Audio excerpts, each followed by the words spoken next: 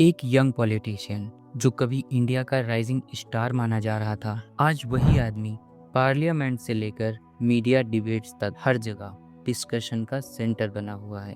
अर्थव्यवस्था में क्रांति आ जाएगी इस बजट से। किसान की कमर तोड़ दी। Things that are found in this budget, मंत्री जी को याद दिलाना चाहूंगा। कोई उसे विजनरी कहता है तो कोई ओवर हाइपेड, लेकिन सच क्या है? कैसे एक सिंपल मिडिल क्लास लड़का इतने कम टाइम में सिस्टम के अंदर इतनी बड़ी जगह बना लेता है? और सबसे बड़ा सवाल, क्या ये सक्सेस सिर्फ स्ट्रेटजी का रिजल्ट है या एक रिस्की डिसीजन का जो उसने 2011 में लिया था? स्टोरी शुरू होती है एक सेफ लाइफ से जिसे उसने खुद तोड़ दिया। 1988 दिल्ली, एक नॉर्मल मिडिल क्लास फैमिली जहां सपने बड़े नहीं होते, सेफ होते हैं। और वहीं से आता है एक लड़का, राघव चड्ढा। ना कोई पॉलिटिकल सरनेम, ना कोई लिगेसी, तो नेचुरली लाइफ का पाथ क्लियर था। पढ़ो, स्टेबल जॉब लो और सेटल हो जाओ। 2006 to 2009 Delhi university, numbers, finance, discipline.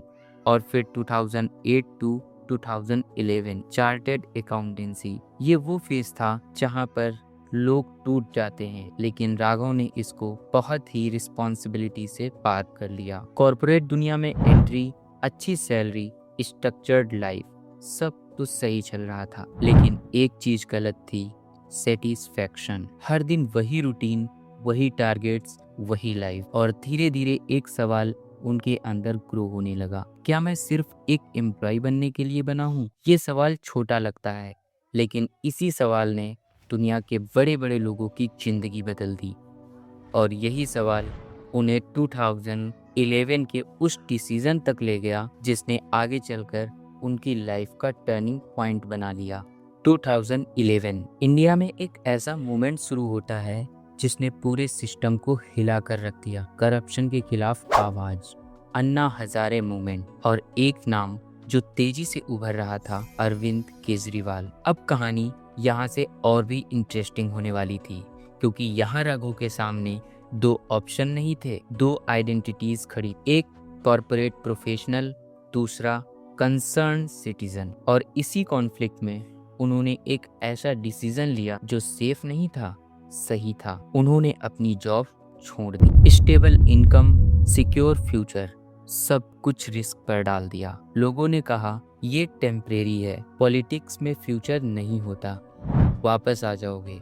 लेकिन फर्क यहाँ था, उन्होंने लोगों की नहीं, अपनी इनर वॉइस सुनी। 2012 आम आदमी पार्टी बनी और राघव चड्ढा सिस्टम के अंदर एक प्लेयर बन गए, लेकिन असली स्ट्रगल अभी बाकी था। 2013 टू 2015 ना कैमरा ना फेम, सिर्फ काम, पॉलिसी समझना, डेटा एनालाइज करना, लोगों की प्रॉब्लम समझना। ये वो फेस होता है जिसे कोई नहीं देखता, लेकिन यही सक्सेस की फाउंडेशन होती है। फिर आता है 2015 दिल्ली इलेक्शंस, एएपी की बड़ी जीत। और यहीं से राघव चड्ढा बैकग्राउंड से निकलकर सामने आने लगे।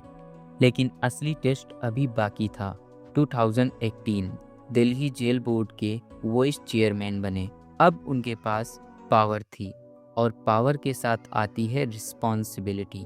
उन्होंने यहाँ अपनी कैपेबिलिटी साबित की। फिर 2020 राजेंद्र नगर के एमएलए बने, और अब वो सिर्फ प्लानर नहीं, पब्लिक फेस बन चुके थे।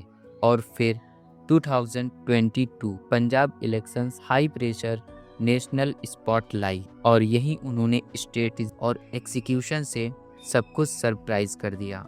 रिजल्ट एएपी की बड़ी जीत, और उसके बाद राज्यसभा एमपी। 2011 से 2022 सिर्फ 11 साल, एक कॉर्पोरेट एम्प्लॉय नेशनल लीडर बन चुका था। अब आते हैं आज के समय पर, 2025 टू 2026।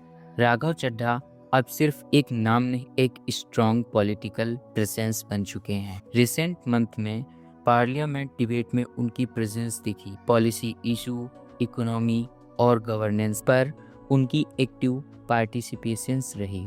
मीडिया में उनकी विजिबिलिटी लगातार बढ़ी है, लेकिन इंटरेस्टिंग बात यह है, लोग डिवाइडेड हैं।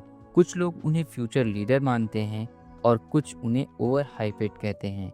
लेकिन इग्नोर कोई भी नहीं कर सकता और पॉलिटिक्स में रिलेवेंस ही पावर होती है। अगर उनकी जर्नी को ध्यान से देखो तो सक्सेस का फॉर्मूला साफ दिखता है, डिसीजन, टाइम, कंसिस्टेंसी। जब मौका मिला उन्होंने रिस्क लिया, जब कोई नहीं देख रहा था वो तब भी काम कर रहे थे, खुद को बिल्ड कर रहे थे। ओवरनाइट सक्सेस नहीं, उन्होंने लॉन्ग टर्म ग्रोथ पर ध्यान दिया।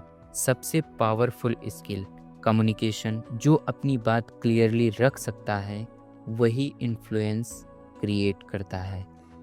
एक लड़का अपनी जॉब छोड़ रहा था, कोई गारंटी नहीं थी, सिर्फ बिलीफ था, और वही बिलीफ आज उसे नेशनल स्टेज पर लाकर खड़ा कर चुका है। फाइनल बात समझो, सक्सेस डिसीजन से नहीं आती, उस डिसीजन पर टिके रहने से आती है। जिंदगी में दो रास्ते होते हैं, सेफ रहो या अपनी कहानी खुद लिखो। राघव चड्ढा ने अपनी कहानी खुद लिखी, अब आपकी बारी है। दोस्तों, अगर ये वीडियो पसंद आया और आप खुद की कहानी खुद लिखना चाहते हैं तो कमेंट में लिखें, मैं अपनी कहानी खुद लिखूंगा।